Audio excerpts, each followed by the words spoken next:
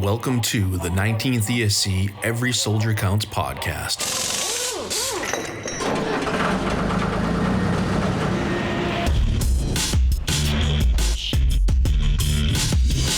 Wherever you find American troops today, you find the men of the Transportation Corps. Enough and on time. That's the story we tell you today. The story of the Army Quartermaster Corps. These youthful servicemen are members of the Army's Military Police Corps. One of the most important forces behind the lines, the Army Ordnance Corps.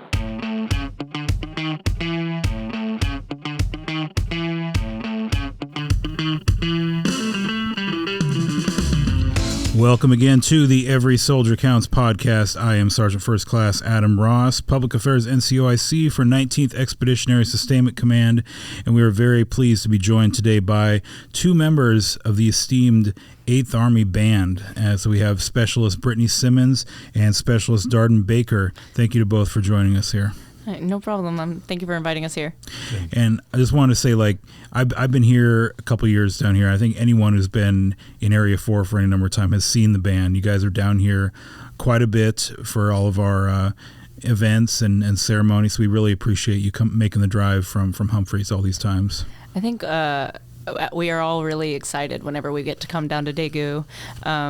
First of all, because it's always such a warm welcome. I feel like everybody is happy to have us, and they're very kind to us and enjoy the band. And then also because Daegu is really cool.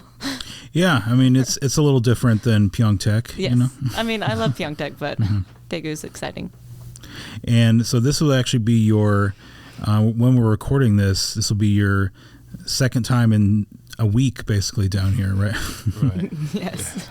We left on Sunday.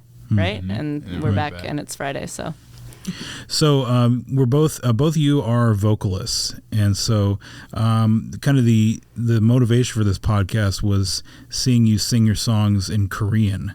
And so is that something that's been going on at 8th Army Band for a while, or is that one of your ideas, or where did that come from? It's definitely been at least part of the 8th Army Band for a while. It wasn't, when I first showed up, Sergeant First Class Madsen was doing any Korean singing, and then he went on to, he's at Shape now, and I started trying to, both Baker and I did a Korean singing contest out in Pyeongtaek with Keef, and we both learned those songs, and then I tried to get the band to let me kind of incorporate that in. Baker actually speaks Korean better than I do. I'm not great at actually conversing, but I try to learn them and get a lot of advice on my pronunciation to make sure that it doesn't sound like gibberish. So you sing in Korean as well sometimes? Sometimes. I prefer mostly to speak it, just to study it. But Simmons is incredible. When she sings in Korean, it's like, especially Korean citizens, they literally ask her if she's Korean. She sounds like she's fluent. Yeah, so the function we were at before had a number of Rock Army soldiers there, and they loved it, I could tell. And for me, I think the first song you sang it in was "I Will Survive." And you sing the first part in English, and it took me a while. I was like, I don't know if those are the lyrics. Oh, okay. Singing in Korean. Okay. But yeah, it's so what's your process then for that? Does someone translate it for you, or?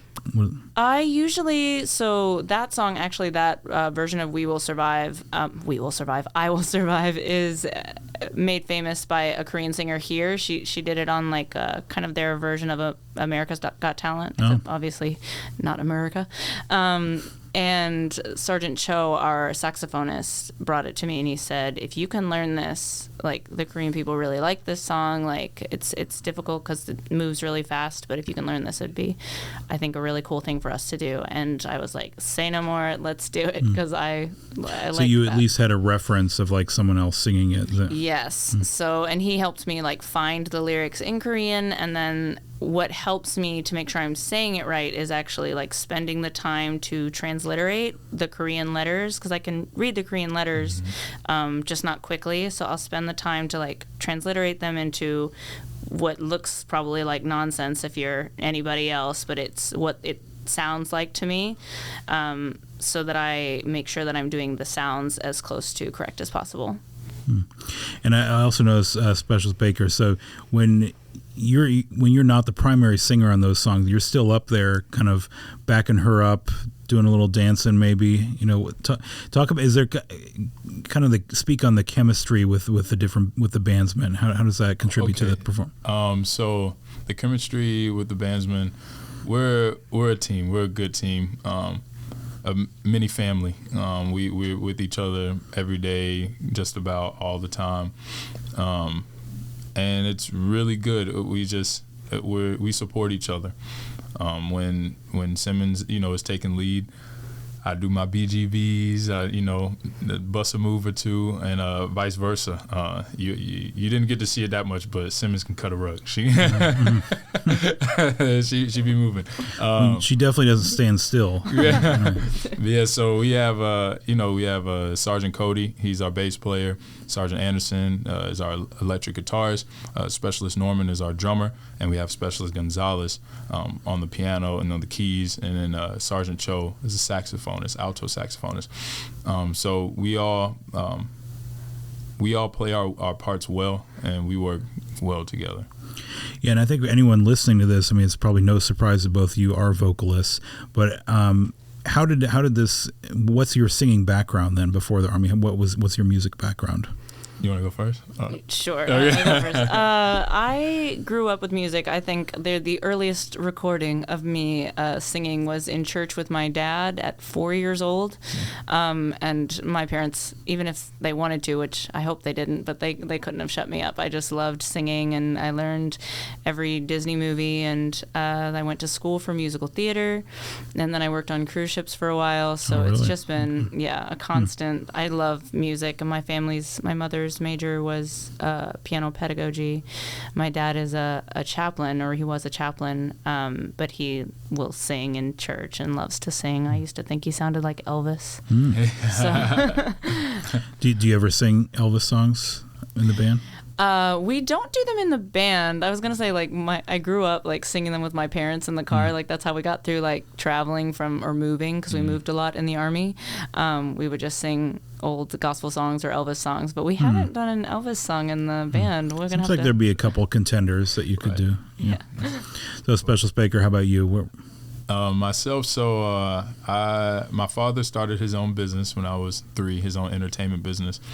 So I grew up in the entertainment industry, pretty much from birth. He's a professional saxophonist, but he also has his own booking agency. So singing didn't come until way later. I was dancing, acting, and then playing the drums. And I was actually kind of forced into singing. I went to a junior high where I was taking the principle of business class, and when I moved junior highs, that school didn't have that class. They only had choir. That's the only. I had to, they had to fill my schedule, so they put me in choir. And I was like, no, I don't want to sing. I'm a drummer. I'm a dancer. I don't want to sing. And the choir director of that school happened to be the accompanist for a play I had did 2 years prior, and I remembered her. And I was like, okay, well, if I'm in this class, I at least try, just out of respect for her. And her name was Miss Brooks, and she put me on every concert. She gave me a solo on every show we did. When I didn't audition for it, I told her I didn't want to, and she was like, I see something in you. I just want you to do it. And I was like, okay, Miss Brooks, okay. So then I just started singing, and of course, when you're 12, 13 years old, you want to sing what the cool kids sing, or listen to. You want to sing Chris Brown, you want to sing all that. And that's not my forte, but I was so determined. I just wanted to be an R&B singer. And my dad even told me, now my dad supports me. That is my best friend, my hero, the greatest man on earth to me. And he was like, D, I love you, but I don't think singing. You already know how to play the drums, act. You dance, you even funny. You little comedian. I don't think singing. I was like, no, Dad, I'm gonna do it. And then so I went through junior high and high school trying to just do everything. I went from country, I went from pop, I went from opera, and then when I was 16, going on 17, somewhere around there, my junior year in high school, so I was probably 16. I just started listening I started paying more attention to the jazz artists such as Nat King Cole, Sammy Davis Jr., Frank Sinatra, Dean Martin, and I always loved that music, just listening to, but I actually attempted to sing it, and that's basically, it's like Happy Feet. I found my heart song. So the rest is history. And then where are you from? I'm from Houston, Texas. Okay, so that all happened in Houston. Okay. Yes. And so Special Simmons, so being from an Army, it was Army, right? Yes. So did you have the kind of the seed in you to maybe you could sing in the Army, be a bandsman someday, or where did that come from? I did not know. I knew that the Air Force had singers, but I did not know the Army had singers until I was in Canada. I had just finished a cruise contract, and I was talking to my mother a little frustrated about the non-regularity of cruise ships, and like you don't necessarily know when your next contract's going to be. It makes money difficult, etc. And my mother said, Raphael, who is Sergeant First Class Velez, who is a band liaison, but he's a family friend, she was like, he says you should audition for the band. He says there are singers. And I said, okay, well, yeah, very interested. Please let me know. And it kind of was, things in the Army move slowly until they don't, right. And then they happen really, really, really quickly. So it was kind of a long time of figuring out how the process was, and then COVID hit and that slowed stuff down. But then once it was, I emailed one day and I was like, hey, would you mind just checking to see what the status is with like my video I sent in? And the next day he was like, all right, we're scheduling an audition. You need to go to MEPS. You need to like, I was like, okay. So the audition timeline that includes MEPS. So like if they like you, like you got to go, basically. Or yeah. So you do. It might be a little different when COVID is not an issue. I think the only difference is that I did more things like in a room and videoed and sent it in. But you do like a preliminary video, and then they say, oh, we want you to audition, or we don't want you to audition. If they say they want you to audition, you have to clear like a basic clearance of MEPS before you can, because they don't want to be auditioning people that they can't take. So I went to MEPS probably more than most people do, because you have to go get cleared through it and then audition and then go again, and they want you to go very quickly and swear in, even if you're not going to basic right away, because well, they say it's so you can get your assignment, but I think it's so that they can know for sure who's coming in. And then I had a little more time to wait until actually leaving for basic, and then I went to MEPS again. So it's an interesting process. But. And then I was thinking, like, most people when they go and they join the Army, they do a special, like say, you're an artilleryman or an MP or something like that. You've never really done your job, but for both of you, I mean, you've been singing for a while. So when you went to AIT, is there an attitude among bandsmen like, what am I going to learn here, or what did you learn at AIT? Well, my story is actually different. I actually am air defense artillery. I'm 14 Gulf. And air defense system operator. And I auditioned for the band last summer. Korea was my first duty station. I was actually stationed on Suwon, which is a Korean air base. And then, because air defense, we have units on every post. So then I got moved to Osan, and I was working there on Osan Air Base.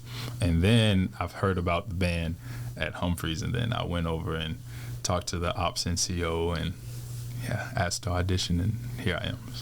So they just kind of switched you over, or how did? So I'm still a 14 Gulf. I'm a OJT, on the job training, and I have the choice to go to the School of Music into reclass, and so that's still a possibility. For AIT, we had MOS-Ts when I was there. So they train just with like the people coming straight out of basic, but for the most part, like you get all these musicians at AIT, and we've just come out of basic, which probably because we've all been working. For the most part, we've all been working as musicians, so basic training is a big shock. Or for me, it was. I was like, oh my goodness, this is different than anything I've ever done. So most of the attitude at AIT is, oh my goodness, I am so glad I am doing music again. Because you spent 10 weeks not with your instrument, or like I had a drill sergeant tell me to stop singing once because I would sing in the bays, and he was like, stop singing. I was like, I'm so sorry. I think the biggest attitude in AIT is like, oh my goodness, I get to sing or I get to play my instrument again. And then of course we have to do drill band, so we have to learn to march, and that's a big part of the curriculum is learning the drill band and concert band. Okay. And then so we're in Korea, a country that loves karaoke, and you probably haven't gotten to do much karaoke here. What are both your thoughts on karaoke? And for it? Are you? Oh, I'm all for it. I love karaoke. Yeah. I like watching karaoke more so than actually performing it. It's fun to perform as well, but usually I like to watch because the people who are singing karaoke are doing it because they love it. Exactly. They just have to sing, and I love watching even somebody who's completely tone deaf. It's so wonderful to watch them sing because they just love it and they don't care, and it's wonderful. I'm a go-to Neil Diamond guy myself. Yes. But hopefully, I mean, everything's reopening now, so hopefully you'll get a chance before both UPCS. Maybe tonight in Daegu. Maybe. Shout out to all the Koreans and the Filipinos, because they kill karaoke. They're karaoke legends. On ships in the bosun, so most of the working population on ships are Filipinos. I think it's like 60% of the population, and the bosun storeroom always has a karaoke machine. Oh, really? And I have lots of memories of we would just go sit in a room, look at a karaoke screen and sing. And I'm Afro-Eurasian, so the Asian part is Filipino. So much love to all my Pinoy Pinay people. Okay. And then, so let's look at a little deeper at just the concept of an Army band, because a lot of people will just see it every once in a while. But what are your thoughts on the why it's important to have Army bands still, military bands? What they bring to the fight, like as far as morale or esprit de corps, things like that? I have a lot of thoughts. Do you want me to go first or second? Okay. Yes, please. So obviously Korea is a station with very specific goals, and that may not apply to all Army bands. Like, one of our biggest things here is strengthening the alliance, and I think we're doing a good job of that. We get to work with the M&D band and different rock. We worked with the Rock Navy band for an upcoming concert. So that's really wonderful. One of my biggest things, and especially growing up with like a chaplain dad who, like, the chaplaincy is about morale and it's about caring for our soldiers, and I really think that is one of the most important things about the band. Like, we do pomp and we do the ceremonies, and that's very important too.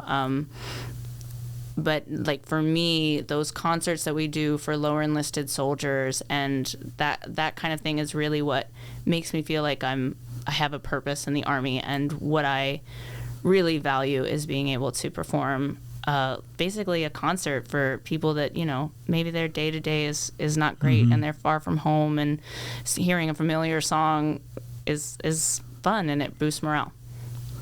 Yeah, that's a great way to put it. Yeah, and I just hearing you say that, I think back to the performances I saw when I was deployed in Afghanistan in 2011, and though they really did, hit something, different than just, listening to music.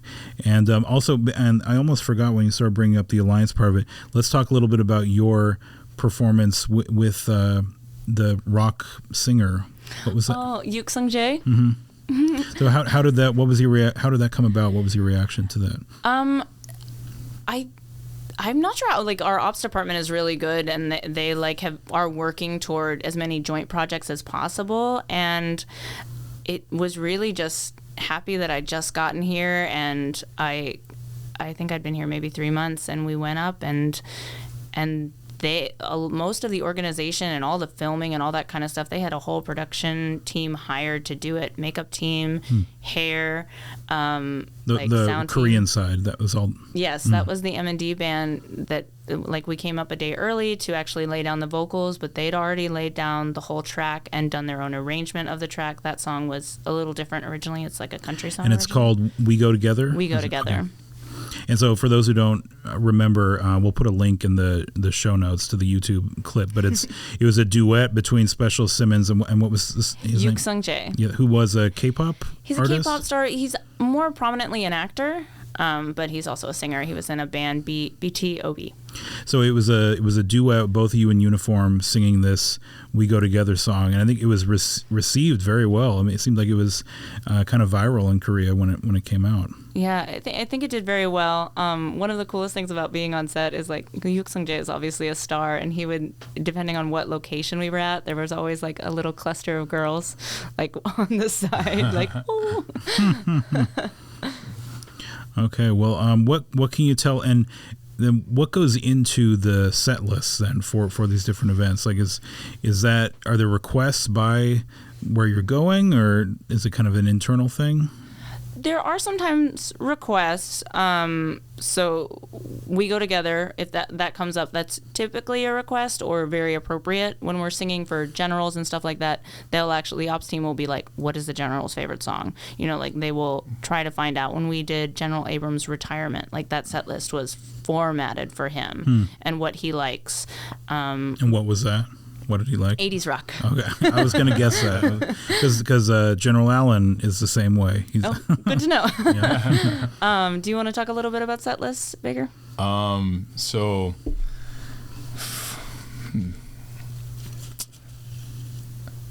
as far as putting work into the set list, it's very open. We listen to each other's opinions, and we listen to each other's taste in music, as well as our abilities, you know, because as professional and as experienced as we are, there are some things, you know, that, you know, we're still human, and, you know, I don't have Whitney Houston's vocals, you know, and, you know, so it's like, you know, I can't rap as fast as Busta Rhymes, you know, so it's like we have to take a lot of things into consideration and make sure that we all can be cohesive, you know. So this is something that would be possible to play well. Exactly. Basically. It's not beyond your and something that I was thinking as well in that last performance is it struck me both of you as so confident in front of what was a room of, you know, superior ranks. And so I think a lot of people are just get nervous doing karaoke in front of their friends. So where does that confidence come from to do it in front of, you know, fellow military members? So for me, the first thing is always going to be my confidence comes from God. You know, I know He gave me these abilities. So He gave me these abilities to share them. So I would be a fool to be shy or only give 50% in any performance, as well as my father. You know, like I said, I grew up, my dad was doing events for Shaquille O'Neal, for the mayor of Houston, for Queen Latifah, just a whole bunch of people. I've just been around celebrities my whole life. I've been to Beyonce Knowles' father's mansion, and like everything. So it's just being in that environment, you realize everybody's people. You know, everybody are just people, and everybody started from somewhere. The greatest person in the world, the greatest performer in the world, at some point, nobody knew who they were, but they still had that talent. You know, so also, I mean, even with just being on the military music side, I mean, we've done stuff. We've done an event for Mr. Secretary of Defense Lloyd Austin III. We've done events with Park Bo-gum, the Korean actor. We just did that, and we've been in shows that, I mean, they've put in over $250,000 into the show, like huge productions with some incredible people. And at the end of the day, you're doing it. So even if you're not confident, you better fake it because you're out there. The performance, exactly. It all comes down to doing it. Yeah. And it's about like remembering that while like I'm sometimes like I'm the center, or if I'm in the center, like people are looking at me, but like it's not about me. Like the concert, we're doing that for someone else. It's a service. And so if I spend my time being like, oh, they're looking at me and getting shy and stuff, I'm actually doing a disservice to them. And also for me, and I think probably for Baker as well, like music is my safe space. So like to me, like, that's the safe time. When I get off the stage, I do kind of, I'm like, oh my goodness, this is a general that is talking to me right now, and I can get kind of like, oh gosh. But on stage, it's like, well, this is where I feel like I'm home. That's a very good way to put it. Yeah. So last question: is there a song you want to perform someday that you haven't in the band yet, Army Band? Do you have one you can think of off the top of your head? I have so many songs I want to sing. I come in every week and I'm like, can we do this song? What about this song? Like, I really want to do Vienna. I have charts, and now they're going to hear this and I'll be like, Brittany, stop mentioning Vienna. I've asked for it a lot. So the Billy Joel song? Yes. Oh, okay. That's one of my wife's favorite songs. I love that song.